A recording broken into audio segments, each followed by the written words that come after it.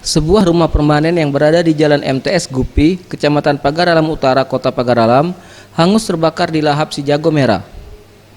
Kebakaran yang terjadi di kawasan padat penduduk ini membuat warga panik dan berhamburan keluar rumah. Petugas pemadam kebakaran yang tiba di lokasi sempat mengalami kesulitan saat akan memadamkan api dikarenakan lokasi yang sempit dan minimnya alat bantu penerangan.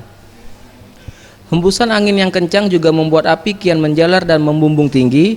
Api baru dapat dipadamkan setelah 1 jam petugas pemadam kebakaran berjibaku memadamkan api. 4 unit mobil pemadam kebakaran dikerahkan untuk memadamkan api. Beruntung tidak ada korban jiwa akibat kebakaran ini, namun kerugian ditaksir mencapai ratusan juta rupiah. Dugaan sementara kebakaran terjadi akibat arus pendek listrik.